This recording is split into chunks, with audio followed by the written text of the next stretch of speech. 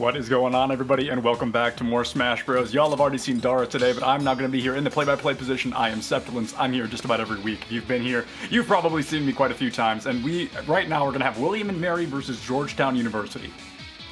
Yeah, William and Mary and Georgetown. Georgetown, is the school that's still a little bit new to EGF. We saw them a little bit last sort of split, right, in the fall. They definitely had a couple of issues with their roster, but it's really, really nice to be seeing them sort of jump back into it and get back into the swing of things. Now we're also going to be seeing William and Mary, and William and Mary is one of the schools that really has a lot. They cleaned house last week. Last week, the 5 of them played and 5 of them won. It was a complete victory across the board. And Georgetown, last time we saw them, I think it was... It was a nail-biting finisher, right? I was going to say, I think close. 3 of them lost and 2 of them won, right? Or did they win? I might have that backward. I think Georgetown ultimately ended up choking. And the only reason why... Well. The Bowser versus Wii Fit trainer. Yeah. That's what it was. And the only reason why I remember that off the top of my head of them actually choking is because my friend who graduated from Georgetown hit me up and was like, yo, I saw you were commentating on the school set today. And then got so disappointed so quickly. So hopefully you guys will be able to impress him today. No pressure or anything, guys. Guys, just wanted to say I appreciate all of you. That's all. No grandiose speech. Just I appreciate everybody in chat. Appreciate you guys. Yeah. Also, speaking of appreciating things, I know we just went off stream, but Dara, I love the new background. I know you didn't have that last week, so it looks great back there. Yeah, I just kind of pulled down my green screen a little bit, decided to show off my room a bit. Definitely looks great. Thank you. So now we're going to be seeing Coby, the Lucina player from Georgetown, going up against Jeffaldo, the Zero Suit Samus. I have to say, Jeffaldo already just getting so much started. Tried to go for the laser nair flip kick, but unfortunately was not able to link the nair after the laser. Yeah, no, we talked about Jeffaldo, and I mean, arguably one of the best ZSS players in the league right now. We definitely see a lead coming out very early on from Lucina, against the Lucina coming out from Jeffaldo on that ZSS. And Coby, like you said, pretty consistent Lucina player. Lucina ever so slightly better than Marth, one of the more preferable sword fighters in the game, I think, to a lot of people. And now, Coby definitely getting a run for their money because they've got to get up close and personal, and Jeffaldo is not letting that happen quite yet. Yeah, for sure. Lucina's definitely going to have that element of consistency to her. Although, she doesn't really have that X factor that Mark does sometimes. But wow, what an excellent catch on the landing from Jeffaldo. That spacing was impeccable and a really unconventional option, too. Yeah, absolutely. Definitely an unusual option coming out there, but it's going to help them kind of be able to move things forward here. Jeffaldo only 71% of that first stock, and last time we saw them, I'm pretty sure it was a 3 stock both times, so I wouldn't be surprised to maybe see that coming out here. Already going to have over an entire stock lead. The pressure coming out from Jeffaldo is nothing short of hyper-aggressive right now. Excellent use of the down smash just to be able to cover all of the bases right now. Coby dashing back, trying to anticipate a flip kick, but again, that's just a move that you have to give so much respect to. Otherwise, you're going to be eating so much big damage. Jeffaldo not able to find the 2-frame with the flip kick, but that side B is going to be able to do it. And right now, Jeffaldo has so much momentum right now. They just look so confident.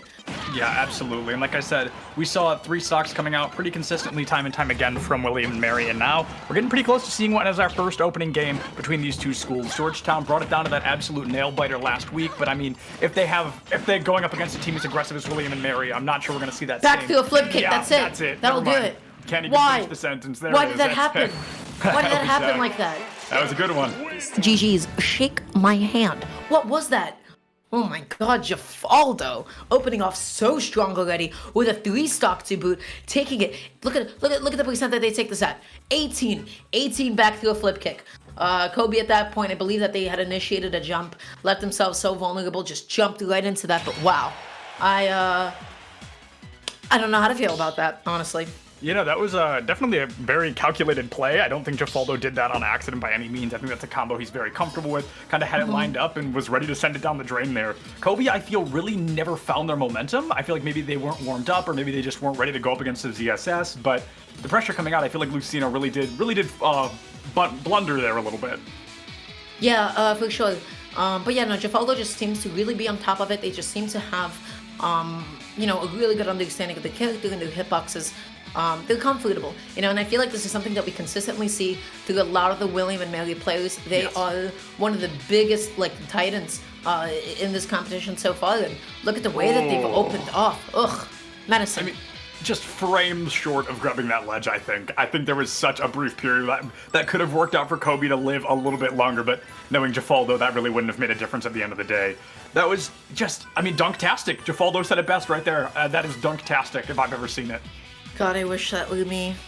Lucina, that is. Okay, anyways, going into the next game, I'm just like thinking about like what Coby could have done better, but really just kind of seemed like they didn't have a moment to themselves. The biggest thing though, they were respecting flip kick quite a bit.